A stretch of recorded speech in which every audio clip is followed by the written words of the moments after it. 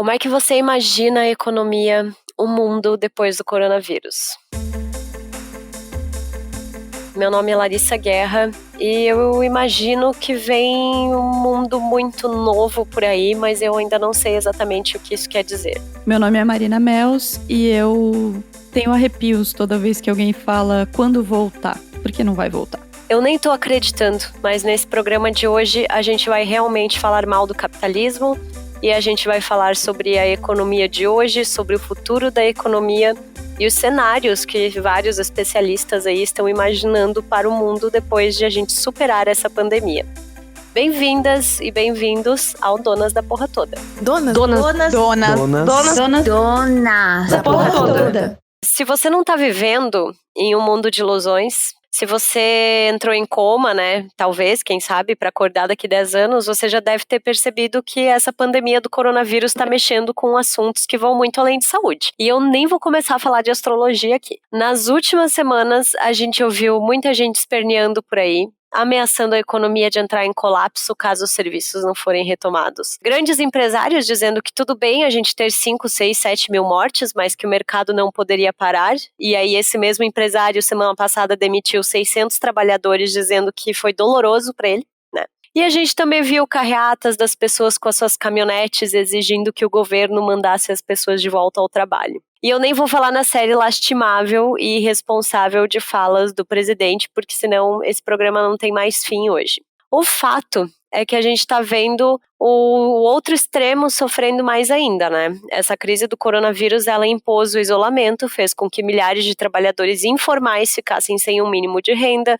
que milhares de microempreendedores, de milhares de empresas ficassem sem saber como vai ser. E como eu bem li essa semana num artigo do Fernando Schuller, essa crise do coronavírus, ela arrancou as nossas tripas para fora, basicamente, porque o que eu tô vendo, e talvez a Marina concorde comigo, é que a gente está escancarando a desigualdade social que a gente vive, né? Porque a gente vive num país que tem quase 12 milhões de pessoas desempregadas, tem 38 milhões de trabalhadores informais, 5 milhões de trabalhadores uberizados, com um rendimento médio mensal que a população 1% mais rica teve quase 34 vezes mais do que a metade mais pobre em 2018.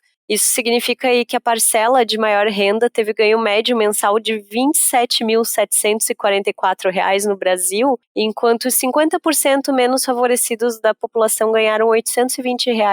E esses dados são da Pesquisa Nacional por Amostra de Domicílios Contínua, a PNAD contínua, e não sou nem eu que estou falando, né? E aí, nessa batida, depois desses números que te dão a real, né, te colocam um pouco no chão, a gente começou a pensar nesse episódio para, sim, falar muito mal do capitalismo, com certeza, mas também para a gente tentar entender o que está acontecendo e para onde a gente está caminhando, ou pelo menos para onde gostaríamos de ir, né, quando tudo isso passar, porque afinal a gente também vai ter que agir, não adianta ficar esperando que algum milagre vai acontecer e vai resolver todos os nossos problemas. E aí, Marina, o que tu tem observado? Então, só de ouvir todos esses números e, né, de parar pra pensar nessa carreata bizarra e em tudo que tá acontecendo, já dá até um ruim. Mas eu acho que do que eu tenho vivido do lado de cá, e é importante que a gente fale que mais uma vez o áudio desse programa não vai estar incrível, como sempre, porque estamos à distância, estamos de casa, estamos respeitando a quarentena, né? Mas o que aqui da minha quarentena eu percebi, eu acho que foram 3 coisas bem distintas, assim. A primeira é que desde o primeiro momento em que a gente foi pra casa, a gente tá pensando muito em privilégio. E eu acho que essa é uma coisa uma real que a gente já falava, a gente já sabia, a gente sempre soube que temos privilégio, sim, e que vivemos, né, muito, muito melhor do que boa parte da população brasileira, do que a maior parte da população brasileira. Mas eu acho que a partir do momento que se instala o coronavírus, que o risco é mais real e iminente do que nunca, embora invisível, né? E que a gente tem a possibilidade de ficar em casa e eu tenho a possibilidade de levar a minha equipe para casa, isso fica ainda mais claro para mim, do quanto as pessoas que estão mais vulneráveis são as pessoas que não têm esses privilégios e que não podem contar com um bom senso, um mínimo de bom senso por todos os envolvidos. Outra coisa que para mim ficou muito clara, assim, e que é muito louco de pensar, é como, sem perceber, a tal da globalização que a gente ouvia tanto na nossa quinta série, né? Estamos indo para um mundo globalizado, estamos andando para um mundo sem fronteiras e tal. Era real nas nossas vidas de uma maneira muito óbvia que a gente não percebia. Então, há 4 meses a gente estava viajando, há 1 ano a gente estava em outro país, sabe? A gente tinha uma liberdade que era tão intrínseca ao contexto que às vezes a gente não percebia. Então esse mundo globalizado eu acho que também está muito mais claro, ironicamente, agora que a gente está em casa. E um terceiro ponto que eu acho que começa a entrar nessa questão da nova economia, do novo consumo, do que vem pela frente, é o quanto a gente está se dando conta que a gente tem coisas, né? Por estar em casa o tempo todo e por ou conseguir olhar melhor para as coisas, a gente está entendendo que ter um guarda-roupa cheio ou um monte de potinho na cozinha ou, enfim, vários objetos que a gente tem, eles não têm valor se a gente não divide, se a gente não tá junto, se a gente não tem as outras pessoas, sabe? É a pessoa que tem uma coleção de camisas de R$ 500 para trabalhar e agora tá trabalhando de pijama. Então, qual é o valor que a gente dá para essas coisas e como o corona fez a gente entender um pouco mais sobre se isso é valor mesmo ou se isso era só preço, assim. Então, para mim, são basicamente essas 3 coisas que estão flutuando na minha cabeça. E na sua, o que tá passando? Ai, eu estou muito pistola, muito, assim. Eu estou basicamente sendo alimentada por ódio, né, e por restrições, né, de não poder. Porque, cara, eu acho que a gente tá demorando muito, sabe, pra agir, assim. Tô muito irritada com essas pessoas que ficam, ai, porque logo vai voltar ao normal, porque vai passar. Gente, acostumem-se, essa é a nova realidade das nossas vidas e é assim que a gente vai ter que viver, sabe? Aprendam, acho que quanto mais rápido a gente começar a se adaptar, principalmente a gente que tem esse privilégio de poder trabalhar em casa, de poder reorganizar a vida e reestruturar, ressignificar esses processos da nossa vida, sabe? Porque assim outras pessoas que precisam de certa forma de ir para rua, de trabalhar, de ganhar o dinheiro delas, para que elas também comecem a fazer as pequenas mudanças da vida delas, assim. E eu tô realmente pistola assim com a demora para que o governo comece a botar dinheiro no bolso das pessoas, porque é disso que a gente precisa agora, não é empresa demitindo, não é. E eu acho que o dinheiro no bolso das pessoas também é dinheiro no bolso dos microempreendedores, dos empreendedores que estão pensando em como é que vão manter a folha de pagamento, eles não querem demitir, né? Não é que nem eu não vou nem voltar a falar sobre isso. Não, deixa quieto. Mas sabe, cada dia que passa, que eu leio no jornal que o auxílio de R$ 600 ainda não foi pago, ou quando eu escuto no Foro de Teresina que o governo tratou essa negociação como se fosse assim um quem dá mais, sabe? Porque eles sabiam que tinha mais do que R$ 200, mas eles foram primeiro jogar R$ 200 para o Congresso dizer, não, vamos pagar 500 e daí o governo, ok, vamos pagar 600, sabe? Tipo, eles ficam numa lenga-lenga aí, num jogo de empurra que é inacreditável, assim, eu não, sabe? Pô, o mundo inteiro, a gente tá vendo vários governos de direita, vários governos liberais, né?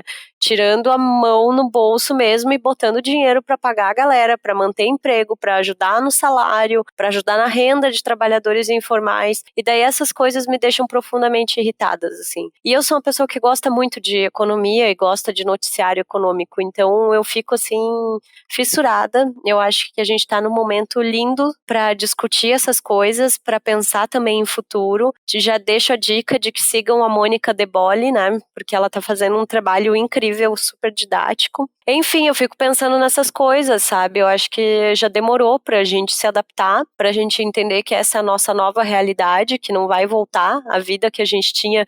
Eu tava até falando com o Rob sexta-feira, Marina, que sexta, dia 3 de abril, né, pra quem está ouvindo, era o dia que eu e Marina estávamos indo a São Paulo visitar a nossa amiga Larissa, e tipo, uma viagem que a gente planejou por algum tempo e tal, e ela simplesmente não aconteceu. E aí eu falei pro Rob, assim, à noite, meu, isso parece que foi há milênios, assim, sabe? Já faz parte de outra coisa, assim, já não é mais a mesma vida, né? Então, todo mundo que fala, ai, como eu queria voltar ao normal, me irrita. Eu acho que tem 2 pontos, assim, acho que você traz um ponto muito importante, que é o do contexto econômico externo, né, que independe da gente, que é essa questão das políticas governamentais, que sim, dão um ódio desesperador, enfim, você sabe que eu tenho tentado dar um detox de notícias porque eu não tô conseguindo, mas eu acho que também tá difícil para nós, e sei lá, talvez seja só eu, mas é o que eu sinto, entender como esse mundo vai funcionar, sabe? Então, sim, vamos ficar trabalhando de casa por um bom tempo. Beleza, temos essa possibilidade enquanto empreendedoras de serviço, né? Enfim, várias outras empreendedoras que têm esse privilégio. Mas a questão é, vai ter cliente para as consultorias, para as assessorias, sabe? O que vai acontecer? Então, eu acho que também, e aí me autorresponsabilizo, acho que tá todo mundo catatônico, sabe? Sem saber por onde começar a planejar o implanejável. Sempre que acontece alguma coisa, do ponto de vista econômico, do ponto de vista social, do ponto de vista governamental, eu costumava pensar, bom, alguém tem essa resposta, né? Alguém tem a resposta de onde essa medida vai levar, alguém tem a resposta de por que está sendo tomada essa decisão, alguém tem uma resposta em relação ao que vai acontecer amanhã. E eu acho que nesse contexto que a gente vive, o ineditismo está em ninguém tem resposta de nada. E aí a gente tem que começar a planejar com base nisso, sabe? Com base no não ter resposta de nada. Então eu acho que são duas forças convergindo para paralisia, assim. Uma é governamental externa, e você estuda muito mais e explicou muito melhor do que eu. E outra é o reflexo dessa crise externa nas crises individuais e coletivas, no sentido de pequenos empreendedores, no sentido de pessoas que também não sabem que decisão tomar, porque estão sem essa perspectiva que deveria vir de fora, entende? Só que ninguém sabe o que vai acontecer. Então, tá tudo tão embolado, tá tudo tão confuso, que eu acho que a gente é até ousadas em querer falar de futuro agora, assim. Eu acho que o que as pessoas, talvez, a tua incredulidade, a tua inquietação, seja mais no sentido de as pessoas falando que vai voltar, né? Porque a gente sabe que não vai voltar. Acho que tá ficando cada vez mais claro para todo mundo que o mundo que existiu até o Festival Brasileiro da Cerveja esse ano, até a metade de março desse ano pra gente aqui em Blumenau, não vai existir mais. Mas planejar o futuro para mim ainda é muito complicado, sabe? Eu, particularmente, tenho uma dificuldade muito grande de começar a planejar com base em nada. Uhum, entendo. O que eu tenho falado muito, assim, até com a minha mãe e tal, é tipo, vamos pensar um dia de cada vez, sabe? Eu acho que não dá pra sair também, super se planejando, e eu acho que nesse momento que pequenos microempreendedores, trabalhadores, o que todo mundo precisa é que a gente tivesse um governo que realmente tomasse pra si o problema e dissesse, não, vai ser dessa forma, ó, nós vamos ajudar dessa forma o microempresário, dessa forma o grande empresário, dessa forma o trabalhador informal, a mãe chefe de família, né? A questão é que tá todo mundo, o próprio governo tá balançando, né? Não sabe se vai, não sabe se fica, o que que faz. Um dia fala uma coisa, outro dia fala outra, faz umas MP malucas e por aí vai. Eu acho que é essa a questão. Eu lembro que logo no começo, a Inglaterra, né, quando começou a aparecerem casos de Covid, eles estavam numa política de vamos deixar, não vamos tomar nenhuma medida e vamos achar que a população vai se imunizar de qualquer forma e beleza. Aí em determinado momento, sei lá, uma semana depois, eles mudaram de ideia, e no que eles mudaram de ideia, eles já começaram a instituir isolamento, regras para que as pessoas fossem trabalhar, o que estava acontecendo, e já veio o governo com um pacote econômico. E isso a gente está falando de um governo que é mais de direita, que é mais liberal, que acabou de fazer o Brexit. Não era um governo com uma super tradição de, não, vamos ajudar, né, com essa ideia do Estado, de não ser um Estado mínimo, né. E eu lembro que um dia eu ouvi, assim, que o Boris Johnson estava anunciando um pacote de ajuda de custo nos salários das pessoas, que ia chegar até X mil libras, assim, e isso na conversão dava, tipo, uma grana fodida, sabe? E aí eu fiquei, meu Deus, realmente a gente tá bem fudido aqui no Brasil, né? Mas tem várias coisas, assim, que eu tenho observado, e eu acho que, como tu falou, assim, cliente, né? Quem vai ser o cliente? Eu, pelo menos, tenho visto e tenho pensado muito, assim, sobre a forma como a gente consumia. Nunca me considerei uma pessoa muito consumista, mas se eu já não comprava em determinadas marcas, agora mesmo é que eu não vou mais comprar nelas, e que agora mesmo é que eu vou apoiar mais do que nunca os pequenos negócios, assim, né? Então a gente está tentando fazer a nossa parte aqui em casa, comprando no mercadinho, no final de semana a gente compra a cerveja do bar, a gente está tentando fazer a economia se manter de alguma forma, né? Eu acho que essa visão local de aldeia, assim, é uma coisa que a gente tá retomando obrigatoriamente, mas que é o que vai nos salvar a todos, assim, sabe? Enquanto a gente vivia num mundo extremamente globalizado e comprando coisas e despejando dinheiro em marcas, em negócios, e a gente não sabia nem da onde eles eram, eu acho que agora, nesse momento, o nosso consumo vai ditar muito o que a gente vai ter no futuro, sabe? Se a gente voltar a consumir, se a população voltar a consumir nessas grandes magazines, nesses grandes players, nesse momento, o comércio local, as marcas locais, automaticamente se acabam. Agora, se a gente apostar no inverso, e eu quero crer que estamos fazendo todos, cada um na sua área, o seu papel nesse sentido, se a gente apoiar o nosso comércio local, a gente vai conseguir manter emprego, a gente vai conseguir manter investimento governamental, municipal, estadual, em esferas menores, porque a gente vai precisar fazer isso. Eu acho que agora, toda vez que a gente passar o cartão de crédito, a gente está fazendo uma aposta no que a gente quer para o futuro pós-corona, sabe? E eu tenho pensado muito nisso sempre que eu faço qualquer tipo de compra, embora uma coisa muito engraçada que tem acontecido com os meus amigos também é que a gente está se dando conta do quanto a gente gastava também.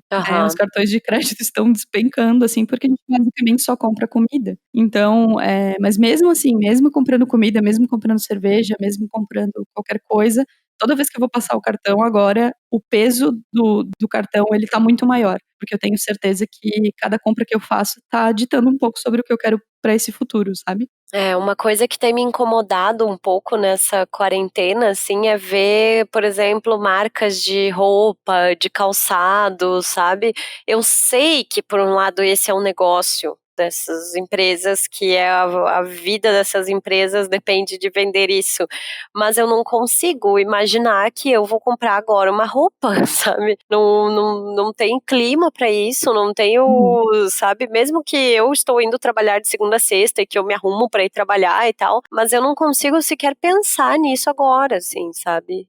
Pelo contrário, eu já tinha feito uma limpa no meu guarda-roupa junto com a Varros, sei lá, um mês atrás, e eu já tô querendo fazer outra limpa, sabe? Já me livrar de mais coisa, doar, passar pra frente, né? Sim, mas é muito louco como, ao mesmo tempo, essa decisão de não consumo, e é uma decisão que muita gente tá tomando pelo receio do que vem por aí, ela é impactante, né? Porque a gente não tá comprando da Magazine X, a gente não tá consumindo o hambúrguer de um idiota qualquer, mas ao mesmo tempo a gente também não tá comprando de uma marca que emprega as pessoas do nosso lado, que são as marcas regionais, sabe? Então tudo tem muito peso, assim, eu acho que tudo tem dois lados e nesse espectro do corona isso tá ficando muito evidente economicamente, sabe? Então eu acho que sim, é o momento de não consumir, mas quando esse consumo gradativamente for voltando, a gente tem que ter essa responsabilidade de onde comprar e, enfim, acho que essa é uma das decisões mais importantes que a gente vai ter daqui por diante pro resto da vida, assim. O que a gente consome, para onde a gente consome, para onde vai o nosso dinheiro. Mas aí, para não ficar só eu e a Marina aqui falando e xingando o capitalismo, a Marina até tá sendo bem fofa, né? Eu tô com os dois pés na porta hoje. Mas a gente chamou. Eu tô faca na bota, tô bem lagiana. Ai, mas a gente chamou, né, a Sabina Devey, que ela é futurista e caçadora de tendências. E aí eu pedi para ela falar um pouquinho pra gente sobre como é que ela via o mundo antes do Covid-19 e como é que isso se refletiu também nessa pandemia. Então fala aí, Sabina. O Covid-19 nos trouxe uma consciência de como é que estava o mundo do ponto de vista, vamos dizer assim, econômico em termos de comportamento. A gente vinha até agora vivendo um sistema que é um sistema do resultado a qualquer custo, e o custo muito alto, né? Então, dentro das organizações e fora das organizações, no modelo muito individualista. Com essa história do vírus, a gente percebe que começaram a aparecer vários movimentos de solidariedade, de cooperação, de colaboração. Me parece que o Covid-19 está acelerando esse processo de uma maior consciência e de uma autorresponsabilidade sobre o desequilíbrio que já estava acontecendo nas relações profissionais e pessoais. Não é à toa que, no ano passado, também a Organização Mundial de Saúde detectou o burnout como uma das principais doenças do mundo do trabalho. Então, a gente tem que começar a se perguntar o que é que está acontecendo, né? Talvez agora com o home office, as pessoas acessando um novo modelo de trabalho, a gente perceba que não precisa toda essa energia colocada só na empresa, né? Como é que a gente pode equilibrar a nossa vida pessoal com a nossa vida profissional. Então, assim, o que eu venho percebendo é que esse modelo vigente, obviamente, o capitalismo e tal, ele veio para trazer, obviamente, desenvolvimento e prosperidade. Mas é que existe um paradoxo, né? A gente começa com esse modelo a ter mais disparidade social, o enriquecimento acentuado de pequenos grupos, poucas pessoas detêm o poder está nas grandes corporações, e uma crise generalizada afetando não só as classes sociais, mas também o planeta. Então, o que é que a gente está fazendo com a nossa Mãe Terra? E com a pandemia, é hora, eu acredito, de equilibrar essa urdidura, essa teia do planeta e desfazer um pouco esse sentimento de cobiça, de avareza, de egoísmo e de efemeridade com o qual nós viemos até agora atuando. Então, eu acredito que essa sociedade do consumo, né, que nasceu nos anos 20 e ficou muito massificada, se popularizou entre 50 e 60, esse consumo puramente materialista, que põe o dinheiro num plano superior da vida, vai estar em decadência com essa reflexão que a gente está fazendo a partir do coronavírus. Então, o hipermaterialismo é como se estivesse em decadência. Isso já vinha vindo, né? Porque a gente já vinha conversando, né? Como pesquisadora de comportamento, caçadora de tendências, eu já vinha percebendo sobre esse comportamento do low consumerism, que é o consumo low, que não é uma apologia ao não consumo, mas como é que a gente pode consumir com consciência? Qual é o valor daquilo que eu consumo? Algumas coisas começam a ser aceleradas, né? Então, por exemplo, o fato de o mundo, nesse momento, virou a nossa casa. E a nossa casa se tornou o nosso bunker, o nosso refúgio. O tempo ele dilatou, o espaço se comprimiu e pela primeira vez a gente tem a possibilidade de escolher conjuntamente como a gente quer seguir.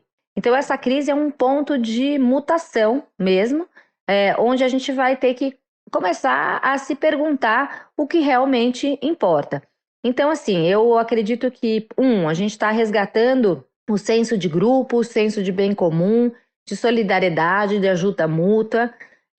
A gente começa a olhar para a natureza de uma outra forma. Então, a gente vê que só o fato, né, da gente ter ficado em casa de quarentena, a natureza começa a se regenerar. Também a gente começa a olhar para várias oportunidades de sair de um sistema que era um sistema do ego, um sistema individualista, para a gente olhar para o ecossistema de fato. Eu acho muito legal, acho que a fala da Sabina está bem conectada com essa ideia que eu tinha comentado antes do Fernando Schuller. Eu fiz várias anotações, tá, para esse episódio, eu tô com orgulho de mim mesma, assim, de que ele fala que o coronavírus, de fato, colocou as nossas tripas para fora e ele trouxe uma consciência de como estava o mundo, né? Gente, o mundo já estava cagado, né? Não foi... A gente não chegou a esse ponto da noite pro dia, a gente não chegou a essa desigualdade extrema no mundo da noite pro dia. E ela também fala, eu acho muito interessante quando ela fala sobre essa necessidade que o capitalismo, ele trouxe desenvolvimento, trouxe prosperidade, aí reconhecemos, né? Mas ele trouxe uma disparidade absurda, né? Que cada vez se torna mais profunda. Então, o que eu acho que é um caminho é a gente tentar equilibrar esses pesos, né? E isso nós vamos ter que descobrir juntos como é que vai ser.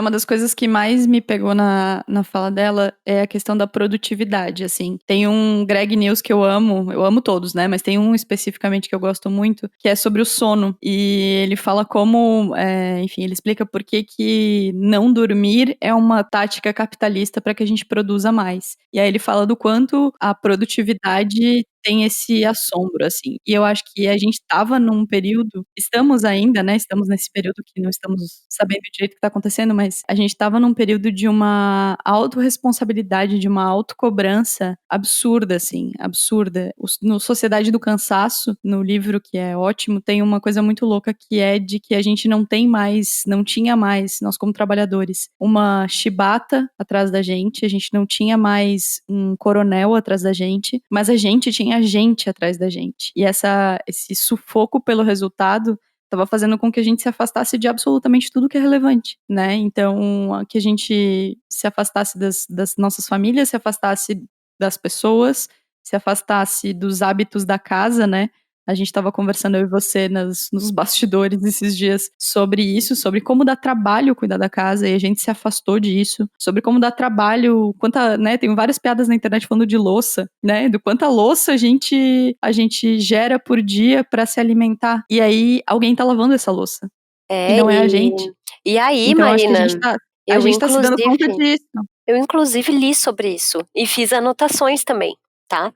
Porque a Laura Carvalho, que é outra economista sensacional, né? Tentamos entrevistar todas, inclusive não deu muito certo, mas enfim. Mas ela indicou essa semana um artigo muito bom sobre a economia do cuidado. E eu fui ler o artigo, ele fala sobre muito assim como que essa pandemia está exigindo que as pessoas reflitam sobre o valor do trabalho que envolve esse processo de cuidar, né?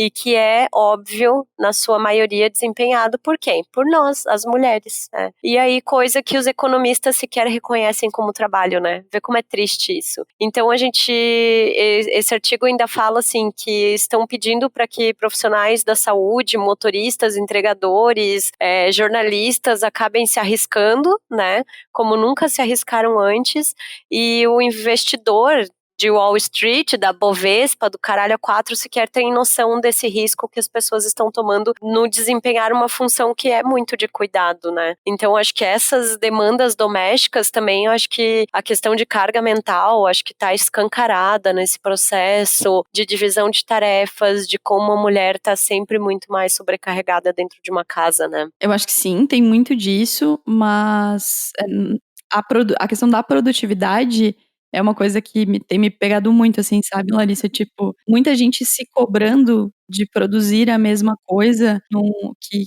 um cenário normal, e aí eu fico me perguntando, cara, não sei se sou só eu, mas não é um cenário normal, sabe? Muitas empresas levando seus profissionais para home office e com um padrão de cobrança de resultado acirradíssimo, porque estão com medo do futuro, sem se dar conta que essa pessoa também está vivendo a incerteza, também está vivendo a preocupação com seus pais, também está vivendo a pia de louça, também está vivendo todo esse contexto, sabe? Sim. Então eu acho que a forma como a gente produz, a forma como a gente entrega resultado, o volume de resultado que a gente entrega e que a gente espera que entreguem pra gente, também é uma coisa que vai ter que ser alterada. Não no sentido de que a gente vai ser menos competente ou que a gente vai ter menos trabalho, mas no sentido de que a gente vai ter que repensar isso, se isso é de fato a coisa mais importante da nossa vida, sabe? Como o trabalho se tornou a coisa mais importante das nossas vidas nos últimos muitos anos, sabe? E como tudo girava em torno do trabalho. A nossa organização de rotina girava em torno do trabalho, a nossa organização de horário girava em torno de trabalho, a nossa organização de comida girava em torno do trabalho. E como isso vai ser revisto, sabe? E isso é tudo, né? E isso é basicamente toda a nossa vida. Tudo que está orbitando nesse cenário do trabalho vai mudar. E isso é muito louco. Isso é Urano em Touro.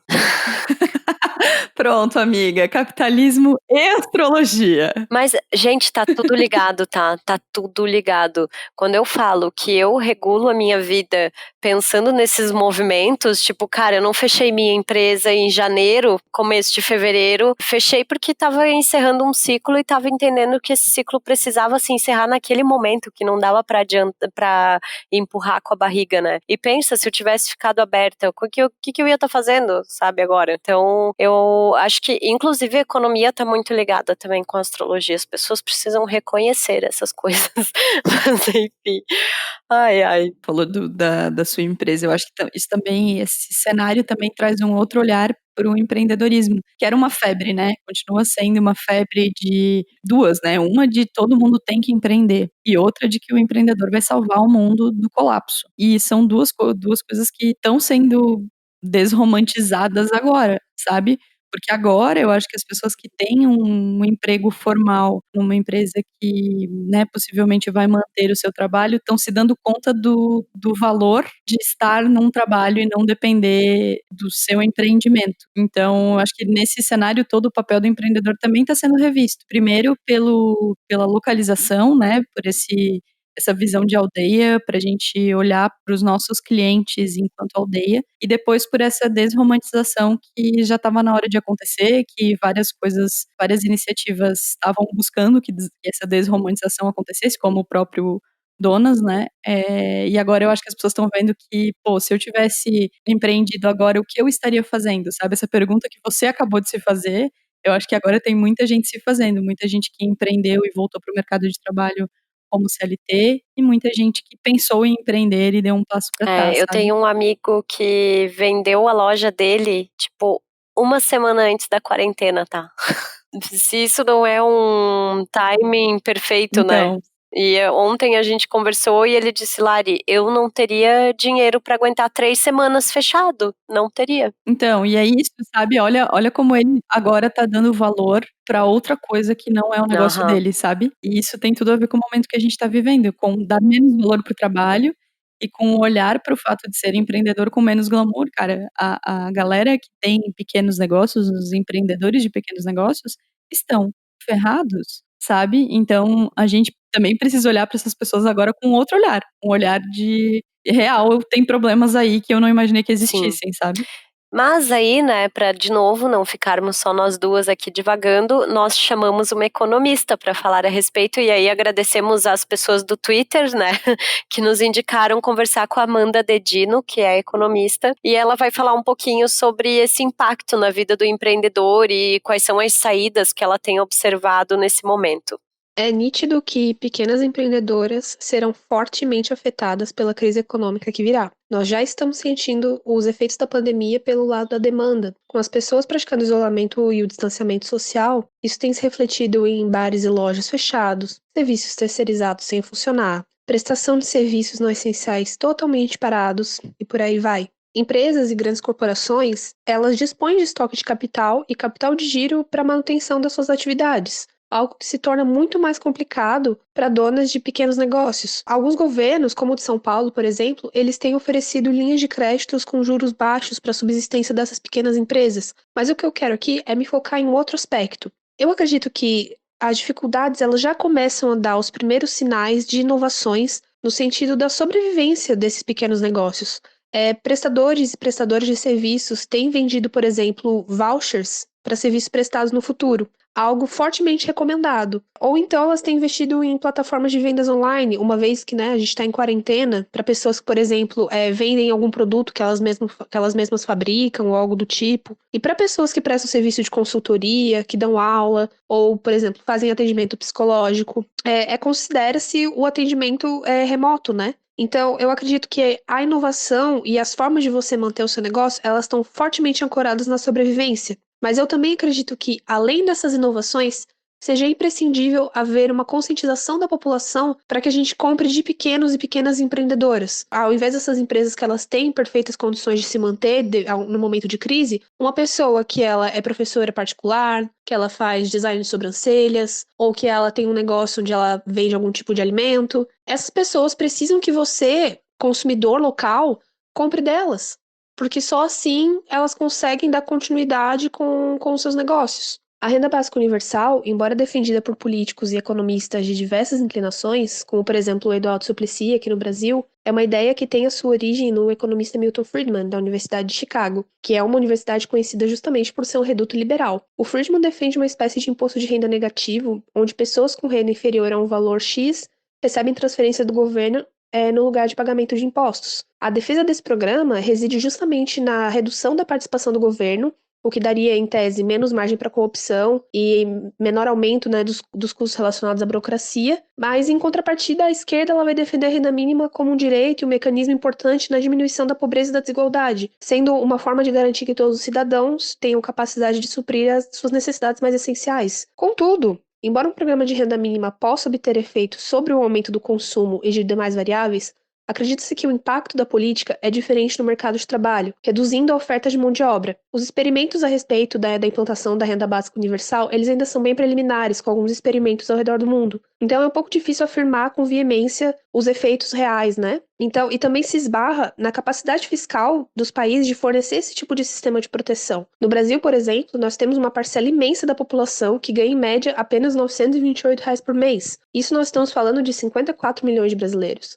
Nós estamos falando, por exemplo, de um país que nem a Espanha, que tem uma população pobre muito pequena e que você teria uma certa capacidade, né, seja com tributação em imposto de renda e tudo mais, de forma a financiar essa transferência de renda. Então, como financiar a renda básica universal no nosso país? Esse é um desafio que a gente enfrenta. E também é muito importante lembrar que, diante da pandemia e dos efeitos devastadores que ela vai gerar, a renda básica universal ela vem como um estímulo fiscal para a proteção às camadas mais vulneráveis. É uma forma de mitigar os efeitos que a crise vai ter sobre o emprego e sobre o consumo. Então, neste caso, especificamente, ela vem pensada como uma política anticíclica e emergencial, como a ONU tem recomendado. No Brasil, por exemplo, nós temos atualmente 40 milhões de trabalhadores na informalidade que não serão diretamente atingidos por demais políticas de manutenção de renda. Por exemplo, seguro-desemprego ou liberação da FGTS. Essas pessoas dependem exclusivamente do trabalho que elas exercem. Então, uma renda básica viria como um paliativo para que essas pessoas literalmente não morram de fome. Então, pode-se entender que a discussão sobre renda básica universal ela tem caminhado, mas que só estamos implantando a medida no Brasil e até no mundo porque se trata de uma emergência e de um cenário temporário. Então, eu acredito que a gente ainda tem um caminho muito longo para desenhar a implantação da renda básica como uma política pública definitiva. Acho que essa mensagem final da Amanda de compre do pequeno negócio é o que a gente está falando desde que essa crise se instaurou, né? Mas tem uma coisa que ela fala que eu acho que é bem interessante a gente olhar, que é as estratégias que os negócios de pequeno, grande, médio porte estão tomando nesse momento. Ela fala de voucher, de e-commerce, enfim, outras iniciativas, delivery, né? Tem muita gente fazendo delivery. E eu acho que elas são iniciativas muito boas, muito poderosas, que mostram que as pessoas não ficaram paradas, assim. Eu tenho clientes que tinham zero afinidade com o negócio de delivery e já estão conseguindo, né, manter os empregos, pelo menos, com esse negócio. A questão dos vouchers também, tem muita gente sugerindo que as pessoas comprem vouchers agora para consumir no futuro próximo, quando for possível, né? Eu acho que isso tudo é muito importante e mostra movimento. Mas, ao mesmo tempo, e de novo, mais uma dicotomia, né? Eu acho que elas são ações que aconteceram num curto prazo, numa medida emergencial. Mas elas não vão sustentar os negócios por um longo período de tempo. E é aí que mora o desafio. É o que fazer para que esses pequenos negócios sobrevivam, além desse fogo que vai acontecer agora nos próximos 2, 3 meses, sabe? Acho que tem duas escalas aí. A escala de curto prazo, que é essa que foi parcialmente resolvida, entre muitas aspas, né? Porque tem muita gente que não está conseguindo pagar as contas ainda, mas que está acontecendo, que são essas medidas de delivery, de voucher. Mas eu acho que aí entra de novo o cenário externo, sabe? O que a gente vai propor para esses negócios, o que esses negócios vão propor para a gente, o que a gente vai, como sociedade, entender que é necessário para que esses negócios tenham soluções de longo prazo. Porque num cenário de recessão econômica, as pessoas não vão pedir delivery. E aí? Entende? Então, acho que são duas coisas, assim, acho muito, muito interessante a fala dela, nesse sentido de que, sim, muita gente se mexeu, a gente tem vários exemplos de marcas que se mexeram, e aí, de novo, ressaltamos a importância do daqui para mais para frente. O que esses negócios vão fazer num cenário de médio prazo, assim, né? Não, e eu acho também que que as empresas vão precisar estar muito afinadas com o contexto, com a realidade. Eu acho que vai, sei lá, talvez estou sendo otimista demais, sabe? Mas eu acho que quem sobreviver, porque já tem um foco muito mais humano, né? Eu espero realmente que essas empresas que só estão olhando o número e não estão olhando a complexidade de toda essa situação, né? De que a gente está discutindo quem vai viver, basicamente, né? Quem vai poder passar por uma doença e ter um leito de UTI, caso ela precise para ser atendida. E tem outras empresas que estão simplesmente cagando, né? E aí eu acho que esse meio que como um funil, assim, sabe? Eu acho que já vai afunilando aí mesmo, né? Eu acho que tem que ter essa sensibilidade. Conheço empresas que dispensaram todos os trabalhadores que têm doenças crônicas, que estão acima de 60 anos, né? Mas estão mantendo os salários dela também, então acho que é interessante a gente observar isso, né? Eu acho que, por outro lado, e eu também acho muito bom que as empresas estejam, tipo, tô tentando fazer um delivery, tô tentando fazer isso, tô tentando fazer aquilo, ou tô revendo planos. Sei lá, eu fico meio que com a impressão, assim, de que se ficasse na mesmice, ninguém ia mudar, ninguém ia se mexer, e tipo, tá, beleza, tá crescendo devagar, mas ok, ou tá estagnado, mas tudo bem, né? Eu acho que mudanças só acontecem com rupturas, assim, né? Com certeza, eu acho que como consumidores, como empreendedores, sim, temos que pensar em como manter o nosso negócio num médio prazo. Mas acho que como consumidores a gente tem que estar muito mais atentos a quais são essas empresas, sabe? A gente tem que pensar em, quando for comprar um hambúrguer daqui para frente, pensar em quem é a pessoa que está à frente desse negócio e o que ela fez agora nesse cenário de crise, sabe? Por isso que, de novo, toda vez que a gente for passar um cartão agora, a nossa responsabilidade é muito maior. Porque não adianta a empresa ter todas essas medidas e lá para frente o consumidor não saber escolher. Ou, né, o consumidor não conseguir manter esses empregos. Então, acho que também é muito da nossa consciência agora como consumidor. O empreendedor tem que ter consciência, ele tem que deixar as pessoas em casa sim, ele tem que tentar manter o salário sim. Eu conheço empreendedores que estão fazendo um desconto na folha de todo mundo para não demitir ninguém. Eu conheço gente que está renegociando o salário e eu acho que cada um tem que encontrar o seu caminho. Mas como consumidor, eu acho que a gente também tem que prestar bastante atenção nisso, né, amiga? Porque é aí que a gente vai mostrar que o nosso dinheiro tem valor. Total. Quando a gente está apostando nessas empresas que realmente estão tendo uma postura séria nesse momento. Total. E aí, né, já tentando imaginar o que nos aguarda, eu chamo de novo a Amanda para a gente falar sobre, assim, tá, ok, estamos nesse momento, o que a gente pode esperar, né, economicamente falando, e como que a gente pode repensar aí esse nosso futuro a partir dessa crise do coronavírus. Nós ainda estamos bem no início do enfrentamento à pandemia, mas a gente já sabe que o que vem a seguir é uma recessão que vai ser de escala global. Até mesmo a China, ela está se preparando para a primeira contração em 44 anos. A China não tem uma recessão desde 1976. Estamos em 2020. Só na China, a produção industrial ela desabou nos primeiros meses do ano. Os investimentos caíram em 25%. E cabe parar a pensar que a China é a maior produtora de manufaturas do mundo e é a principal exportadora de bens de consumo. E nesse momento, todas as fábricas chinesas estão paradas. E a OCDE ela já revisou a projeção de crescimento do PIB mundial, passando de 2,9% para 2,4% em 2020, ressaltando que esses números eles podem cair para até 1,5%. O impacto não se sente apenas pelo lado da oferta, isso é, com fábricas paradas, fechadas, mas em números, a crise ela já está se refletindo na economia brasileira. Como a gente sabe, a China é um forte parceiro comercial do Brasil, seja na exportação de manufaturas, ou seja na nossa exportação de produtos primários para eles. E não obstante, o governo brasileiro já revisou o crescimento do PIB de 2020 para 0%, um cenário que eu particularmente acredito ser bastante otimista. Para termos dimensão do impacto, a previsão inicial de crescimento era de 2,1%. Então, o que eu posso dizer é que já podemos esperar momentos bastante delicados.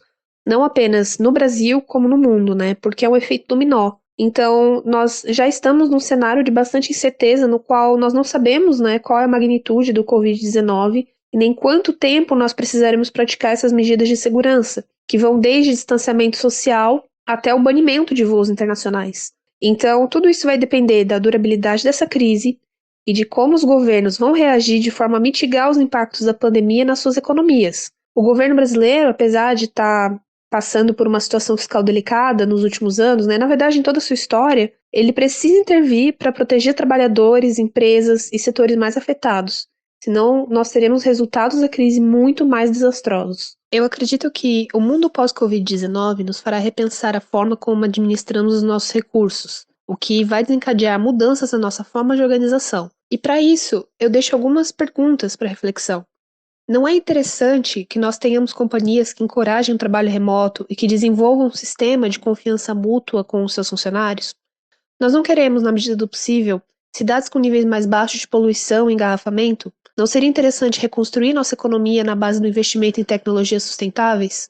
Não seria também importante desenvolver um sistema mais resiliente de proteção social que proteja camadas mais vulneráveis da população? Logo mais, nós vamos discutir sobre a renda básica universal, que é uma das respostas pensadas para essa pergunta. Será que nós não queremos um sistema de saúde eficiente que seja capaz de testar, tratar e catalogar informações com mais eficiência? Eu deixo essas respostas ao ouvinte, que, embora eu particularmente acredite que as mudanças que fizemos forçadamente diante da pandemia vão nos levar a repensar alguns aspectos na condução do sistema econômico.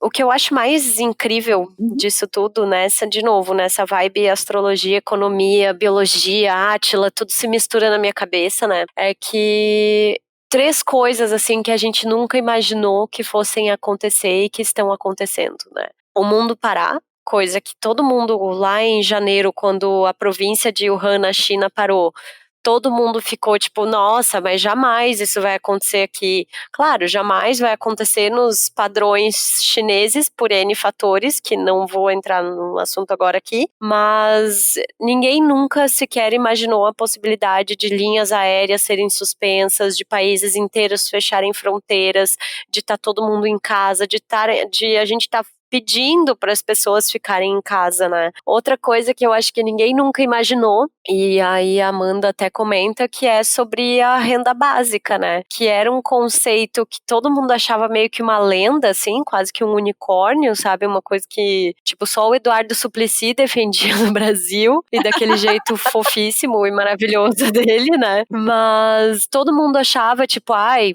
conversa furada, né? Conversa furada, isso não existe, e de repente, bom, o mundo inteiro está adotando medidas de renda básica universal ou em caráter emergencial, ou que vai rolar por um tempo, e que eu gostaria muito que se tornasse, assim, uma ferramenta econômica para o futuro mesmo, sabe? Porque eu acho que é para isso que a gente se encaminha, assim. E outro assunto que eu tenho visto aparecendo, assim, já em alguns comentários, em alguns especialistas começando a provocar essa discussão de taxar grandes fortunas, né? Gente... O que parece tão óbvio, o que né, parece gente? tão óbvio, o que todo mundo acha que é uma lenda, mas que, gente, eu tenho fé, assim, eu quero ter essa esperança de que pelo menos nessa crise a gente vai sair entendendo como necessária essa mudança, e também como o estabelecimento dessa renda básica universal. E eu, de novo, vou voltar pro artigo do Fernando Schiller, na Folha, Schiller, acho que fala, ele fala uma coisa muito forte, assim, que bateu muito forte para mim, que é o desafio ético do nosso tempo é a eliminação da miséria. Essa é a nossa fronteira civilizatória, como foi no século XIX o fim da escravidão. Então, acho que a gente precisa passar por essa crise, entender que todo mundo está perdendo, uns mais do que outros, uns muito mais, né? A maioria muito mais do que poucos outros, mas que a gente precisa, acho que, ter um compromisso coletivo, assim, sabe? Assumir como um acordo da nossa sociedade que a gente precisa viver num país com menos desigualdade, com menos miséria, com menos gente passando fome, com menos gente... Porque eu acho que a partir do momento em que você começa a dar uma renda e que você vai criando meios de essa pessoa ter uma renda e estudar e se desenvolver e tal, a gente resolve tanto problema, né? Com certeza, seria incrível. Não me parece que o cenário político caminha para isso, mas eu acho que como sociedade a gente tem que pensar na eliminação da miséria como um método de sobrevivência mesmo, de sobrevivência, de legado e de busca por um mundo diferente, assim, não só um país melhor, mas um mundo melhor, sabe? Essa questão da renda básica é uma coisa que a gente ouve falar, sempre ouviu falar como uma coisa muito aleatória, né? Assim, nunca demos muita trela para Eduardo Suplicy, coitado, e ele é ótimo. Mas eu acho que é um momento da gente pensar nisso, assim. A gente tá num momento em que não tem saída. Então a gente vai ter que analisar as opções que a gente tem para tentar trazer um mínimo de igualdade, um mínimo de futuro, de perspectiva de futuro para essa sociedade que a gente vive, né? E a gente tem outra convidada maravilhosa que fala sobre isso. A Clarissa Lacroix, não sei se fala assim, Lacroix, talvez. Ela é designer e futurista também, trabalha estudando esses movimentos, captando tendências. Ela deve ter alguma coisa em aquário, assim, que é muito louco isso. E a gente também pediu para ela imaginar, então, o que a gente pode esperar para o futuro, o que ela tem observado a partir desses movimentos, e eu acho que a fala dela dá um calorzinho no coração, mas vamos lá. Uma grande tendência que eu enxergo para o mundo pós-coronavírus é o emergir da consciência do high-tech associado ao high-touch. O que isso significa? High-tech é, de fato, as tecnologias, né? Então, as grandes plataformas, as inteligências artificiais, a automatização de vários processos, de atendimento, né? Tudo isso realmente sendo patrocinado por essa nova necessidade das pessoas estarem mais reclusas e também até mesmo após isso delas terem um certo conforto, uma comodidade maior de ter esse serviço a qualquer tempo, a qualquer hora. Só que isso não dissociado dessa outra perna desse movimento, que é o high touch, né? Que é justamente mais olho no olho, mais aproximação, mais conexão, mais humanidade. Então a gente vai ver aí serviços mais personalizados, mais especializados e mais segmentados cada vez mais, como isso já vem acontecendo, mas não só. Então eu enxergo isso como uma possibilidade muito forte, associada ao movimento de colaboração. Né? Porque a colaboração é uma palavra fofa, mas que na sua realidade ela é uma ação muito complexa de ser realizada. E o ser humano, ele colabora para a sobrevivência. Então, por mais que a gente já venha falando há muitos anos que a colaboração é necessária, que a gente precisa aprender a colaborar, que precisamos nos tornar organismos cada vez mais correlacionados uns com os outros, né? Ter uma interdependência, isso, se você não tem uma questão praticamente de vida ou morte, vai ficando sempre em segundo plano, vai ficando sempre como uma possibilidade alternativa e não como uma necessidade real de sobrevivência. Quando a gente chega num momento de mundo onde a gente tem uma pandemia que nos obriga a olhar para dentro e perceber que a gente não pode ser simplesmente um indivíduo isolado, a gente precisa estar em comunidade, em ecossistema, em até um pensamento de aldeia, a gente vai vendo isso como um processo que começa a emergir novamente. Então eu acredito que quando a gente associa a ideia de colaboração com a ideia, né, do high-tech, do high-touch, eu consigo ter, por exemplo, um fenômeno que é um jovem que já é nativo digital, que já está conectado, que já sabe tudo das novas tecnologias, podendo auxiliar um feirante que talvez tenha o seu produto, que as pessoas precisam, mas que não sabe como fazer chegar em algum outro lugar.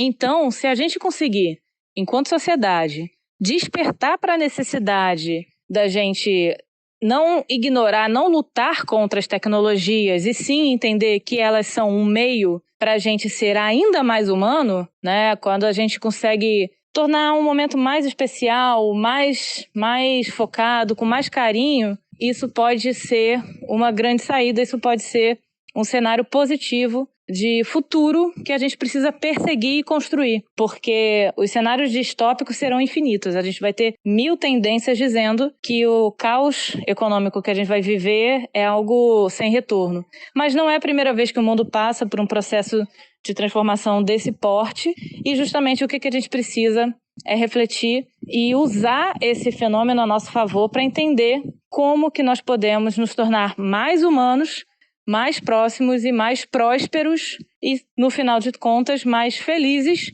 enquanto sociedade, enquanto indivíduos, aproveitando esse momento de transformação que a pandemia vem oferecer pra gente.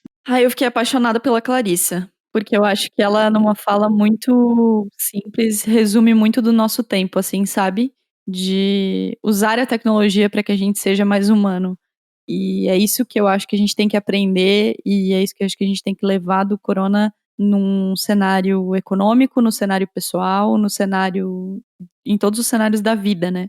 A gente falou muito, ela deu exemplos econômicos, né, de como a gente pode ajudar e colaborar para que as pessoas perto da gente usem a tecnologia para sobreviver, mas eu acho que também o comentário dela converge com muita coisa que a gente falou nesses 36 episódios de Donas que a gente tem para trás, né? Que é como a gente usa a tecnologia para se cobrar mais, como a gente olha para a tecnologia como uma ferramenta de controle, não como uma ferramenta de exploração. Então, tudo que ela fala para mim bateu muito nesse sentido, sabe? Em como todas as discussões que a gente semeou, não só aqui no Donas, mas que vários grupos semearam, várias palestras discutiram, várias pessoas estavam falando sobre o olhar humano é o que faz a diferença. A gente pode ter até toda a tecnologia do planeta, mas a gente se vê como humano e encontrar a humanidade nessa tecnologia é o que faz a diferença. Eu acho que ela traduz isso muito bem, e é o que a gente está vendo na nossa vida, né? O que a gente está vendo com lives o tempo todo, é o que a gente está vendo com chamada de vídeo, é o que a gente está vendo com jogos, é o que a gente está vendo com essa troca de carinho que a gente está, essa troca de afeto que a gente está tendo que fazer via tecnologia, assim. Então, a fala dela deu um quentinho no meu coração por enxergar esse futuro que a tecnologia vai trazer conforto e afeto, porque a tecnologia também é feita de pessoas. Eu gosto muito quando ela fala assim de que os cenários distópicos são infinitos, porque claro, a gente sempre vai pensar por esse lado da tragédia, do negativo, daquilo que é ruim, né? E eu acho que é necessário que a gente também pense nesses cenários, porque a gente precisa, né, também se preparar e se antever e não ser tão tapado, tão ingênuo assim. Mas eu gosto principalmente quando ela fala que não é a primeira vez que o mundo passa por uma transformação desse tamanho, né? Então, o que eu acho, talvez, é que a nossa geração, né, a gente vem num ciclo aí da humanidade de, sei lá, quase 50, 60, 70 anos, em que o mundo, viu fatos marcantes, a gente teve, sei lá, guerras, torres gêmeas, crises, mas nada que nos atingisse de uma forma tão absurda como está sendo hoje, né? Então acho que a nossa geração se acostumou a pensar nesse conforto, nessa vida com prosperidade, com dinheiro, usando os recursos à exaustão. E, por outro lado, as gerações passadas enfrentaram tudo isso, enfrentaram fomes, enfrentaram guerras, enfrentaram doenças, né? E a humanidade está aí até hoje para contar história, assim. Então, acho que sim, a gente vai passar por um período que não vai ser fácil, né? Mas eu acho que a gente tem que ter maturidade, tem que ter sensatez, tem que ter serenidade de saber que vai passar e que é necessário a gente passar por esse ajuste agora, né? Vamos fazer uma brincadeira bem besta. Como que você imagina o mundo daqui a 5 anos? Olha, eu imagino um mundo com menos desigualdade, nem que seja só um pouquinho. Eu imagino um mundo em que a gente use os nossos recursos naturais com mais sabedoria. E eu imagino um mundo em que a gente vai confiar com muito mais tranquilidade na ciência, nas artes, na democracia, né? Acho que não vai acontecer da noite para o dia, a gente não vai acordar simplesmente, não, agora precisamos de fato de democracias consolidadas, fortes, mas eu acho que a gente está num processo, assim, a gente deu muitos passos para trás nos últimos anos, mas eu quero acreditar que esse momento é o momento em que a gente está revendo tudo isso para que a gente possa seguir em frente, tendo realmente certeza do mundo que a gente quer viver. E tu, Marina? Cara, eu imagino um mundo mais colaborativo e menos competitivo, no sentido de que a gente talvez aprenda agora que esse excesso de competitividade não nos leva a lugar nenhum, porque no fim das contas podemos estar à mercê de um vírus e isso não vale de nada. Eu acho que a gente vai repensar nossa relação com a natureza de todas as formas, desde o nosso consumo até a nossa relação de fato. Acho que ficar parado dentro de um apartamento, para mim, tá mostrando o quanto é importante pisar na grama, sabe? O quanto é importante tomar um banho de mar, Assim, eu acho que a gente vai repensar muito a nossa relação com a natureza no sentido de se entender como natureza, e esse vai ser um outro legado. É um mundo em que a ciência, a arte e a espiritualidade das pessoas, seja ela através de qual religião for, estejam mais ligadas, estejam mais respeitadas e respeitosas entre si, e um mundo em que a gente valorize um pouco mais o afeto, porque a gente realmente deixou esse lugar de lado e agora a gente tá vendo o quanto a gente errou nesse sentido, assim. Então eu acho que é isso, colaborativo, ecológico, com mais arte, mais ciência e mais pessoas perto. Tomara que a gente esteja certa, né? Oremos.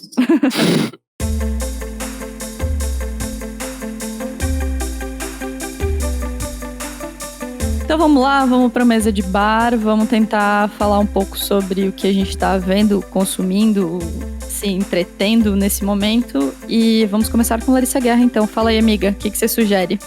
Eu quero indicar o Greg News, essa nova temporada. Ele tá gravando na casa da mãe dele, tá sensacional. Tá muito bom mesmo, assim. Tá demais, como eu sempre, 2 episódios eu amei também. Como sempre, muito bem feito, muito bem escrito, muito bem... Enfim, acho que um trabalho louvável, assim, na televisão brasileira hoje em dia. Quero indicar para vocês seguirem a Mônica De Bolle, a Laura Carvalho, são 2 economistas incríveis que estão fazendo um trabalho muito bom nas redes sociais, em YouTube e tal, com podcasts, para você entender de economia. Eu insisto que vocês precisam se informar, tá? Ok que tem que ter horário, cara, faz a tua rotina, mas assim, não deixa de se informar, não deixa de apoiar o jornalismo, cara. Tem gente que tá trabalhando muito pesado para informar, para trazer luz para esses assuntos, e esse não é o momento de a gente delegar para os outros as nossas decisões, as nossas orientações para daqui para frente, sabe? Então, quanto mais informado você tiver, melhor, tá? Eu sou bem dessa de que, cara, vai doer, mas enfim, a gente tem que aprender e a gente tem que tomar consciência disso, assim. Nem passa pela minha cabeça, tipo, não ver o que está acontecendo no mundo hoje, tá? E eu também quero indicar para vocês, se você tem TV a cabo em casa, os canais Telecine estão liberados e tem muita coisa boa. Tipo, hoje de manhã eu assisti 2001, Odisseia no Espaço, fritando meu cérebro às 8 horas da manhã. E depois à tarde eu assisti um lugar chamado Notting Hill, porque tem muita coisa que boa. Fofa! Tem muita coisa legal passando, então eu tô sempre de olho na programação de filmes da TV a cabo, até pra dar um tempo de Netflix, assim, porque eu acho que a Netflix tá meio fraca, não tá saindo muita coisa legal, e aí acho que tô meio nesse momento TV a cabo, assim, meio old school, anos 90. Mas eu acho que... e eu tenho uma dica também, na verdade, um recado da Clarissa, que eu acho que pode interessar nossos ouvintes.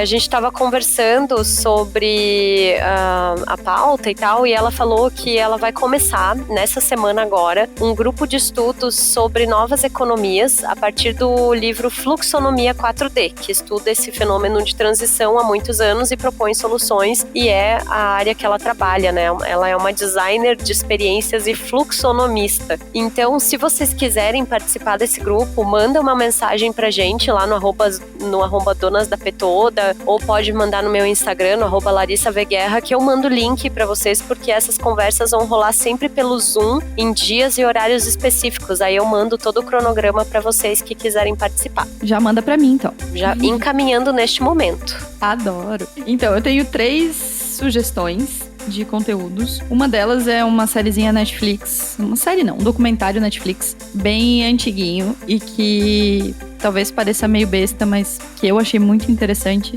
que é o Minimalismo, que é um documentário que eu acho que eu não tinha falado aqui ainda. Ele mostra a trajetória de pessoas que vivem com base no minimalismo.